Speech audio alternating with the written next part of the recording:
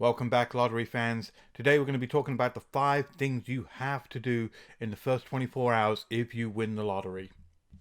So you've got your lottery ticket, you've checked your numbers, and you've just seen that you have won $1 million plus on the lottery. You spent the last half hour just looking at the ticket, running around the room, screaming like crazy. Now it's time to get down to business, and you need to follow these 5 things. And the first thing you have to do is don't tell anyone. This is super, super important. Your instinct is to go and get on the phone, to quit your job straight away, go and tell your friends. Don't do any of that. Keep it to yourself. This is so vitally important because as soon as it gets out that you have won $1 million plus, all of a sudden everything falls down like a house of cards. You will have people coming out of the woodwork trying to get money from you, tell you how to use that money, trying to have to scam you out of that money. So you just need to be quiet. It is hard, but you just have to be quiet. Now, some people say, don't even tell your wife or your husband that you or your significant other that you've won the lottery. I personally am on the mindset of you can definitely tell your immediate family. If you've got a wife or a significant other or a husband, definitely tell them. Unless you're planning on divorcing them, then you probably might want to keep quiet. But that's a whole new another video if you want to go down that route. I certainly couldn't see myself not telling my wife that I'd won the lottery of I've won $1 million plus. But you have to tell them the same rule. They can't tell anyone. You have to be able to trust them not to tell anyone because that is super important. So your number one rule is just be quiet. Don't tell anyone. Don't get on social media. Don't get on the telephone. Don't even quit your job. Just keep it to yourself. Remember, we're only talking the first 24 hours here, but this is the crucial time that you have to stick with. All right, number two. Now, this goes against a lot of conventional wisdom, a lot of what the Lottery Commission says, a lot of what everyone reads out there or sees out there as to what you should do, but you should not do this. And that is sign the back of your ticket. Don't sign the back of your ticket. I know everyone says sign the back of your ticket. The Lottery Commission requires it. You have to so no one else can cash your ticket. But just wait a little bit. Yes, you will sign the back of your ticket, but not straight away. And this is super important because it really comes down to remaining anonymous. Throughout all of this process, the one thing you want to do is remain anonymous. And if you sign your name on the lottery ticket, that is the name at which you have to use to claim that funds. So if you go later on and get your financial advice and you can say claim as a blind trust or as a company or anything like that, then it becomes a little bit harder for you to do that if you've already signed a ticket. There was a case just last year where a woman just did just this. She signed the name on the back of her ticket, and then she found out that she really wanted to claim as a blind trust fund so that she could retain her anonymity, and she had to go to court to get that overturned because the Lottery Commission fought her. So definitely you're going to sign the back of the ticket, but just wait a little bit. So that brings us into number three. Now, number three is a very important one, and this is for your safety to make sure that you don't get scammed and all that kind of stuff. But you need to go ahead and make sure you make copies of your lottery ticket. That single little piece of paper, that 4 by 4 inches piece of paper is now the most important piece of paper in your life because it is a lot of money. And the worst thing that can happen to that piece of paper is it gets damaged or ruined or lost because then all bets are off. That is the only thing standing between you and all of that money. So you need to treat it as if it is a newborn baby. Give it all the love and care that you need. And that includes making copies of it. Because that way, what you can do is you can take that lottery ticket, put it in a safe place, and then you can go ahead and just use your copies for everything else. Now, before you run off and go to your local UPS store or your Office Max or Office Depot or whatever it is you use to make copies, do not take that ticket out of the house. Do not take that ticket off to go get copies at a public place. Do not even go to the library and use the public copiers anywhere. And here's why you don't want to do that. Modern day copiers, they will keep a copy of anything that's copied in their memory. So if you copy your lottery ticket, if there is someone that is watching you do that and they see that you're copying a lottery ticket, they know that you've got some money there. They may go ahead and go after you, look in the memory of it, reprint that lottery ticket, and then all bets are off of what they might be able to do with that. So the best thing to do is to go ahead and go to your local electronics store and buy one of those cheap laser printers with a copier. You can get them for a couple of $100. Yeah, it's a small investment, but it's nothing compared to what you're going to be getting when you cash that ticket.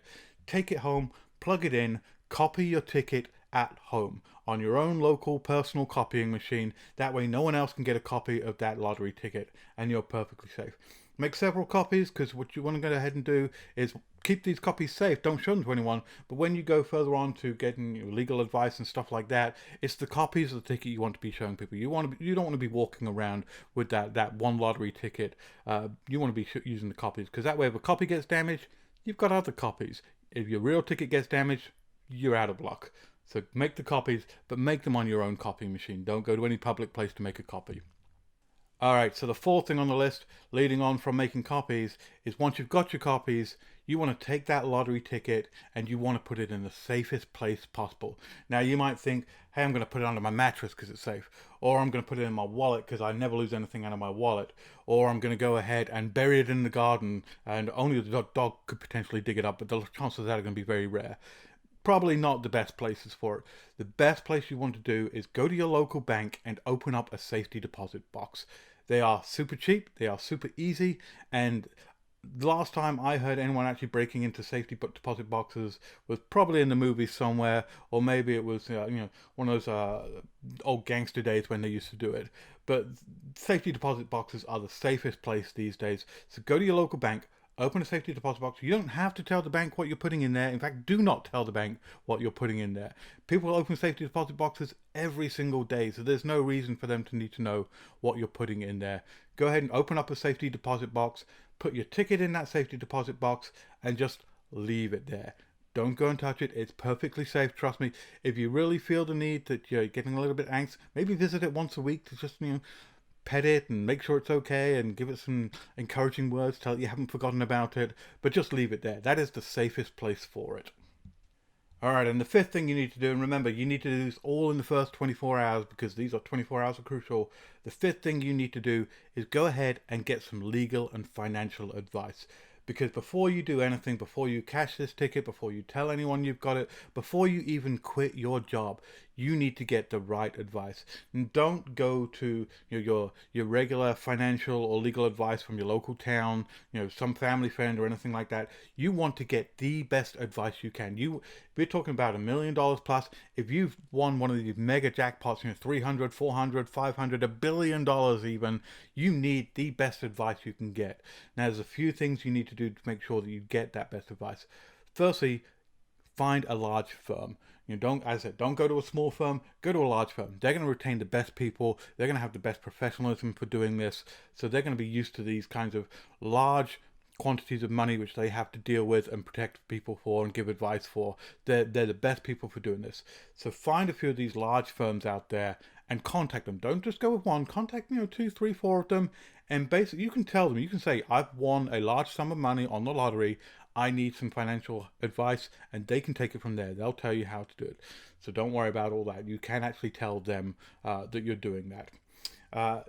Interview a few of them. Make sure that you are comfortable with them, because these are the people that you're going to rely on to help you through this time, and they're really the people that you have to work with. So make sure you're comfortable with them.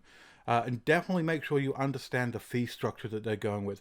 Best one you can go with is a flat fee. You don't want them taking a percentage of your money or anything like that.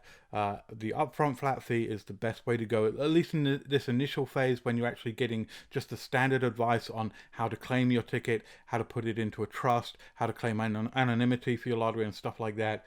Just a flat fee. That way you're getting the best advice, and they're not just out there trying to get some more of your money. But the top firms, they shouldn't be doing that. They know how to deal with all this money. So that's really the fifth thing you need to be doing. And as all of these 5 things you need to be doing in the first 24 hours, and you need to do that before anything else. These are the only 5 things you need to focus on. As I said, don't go quitting your job. Don't go running off and spending money on lots of different things. Take a deep breath. Calm focus, just get these 5 things done, and then we can move on to actually claiming your lottery ticket and going ahead and enjoying your money. But we'll get onto that in later videos.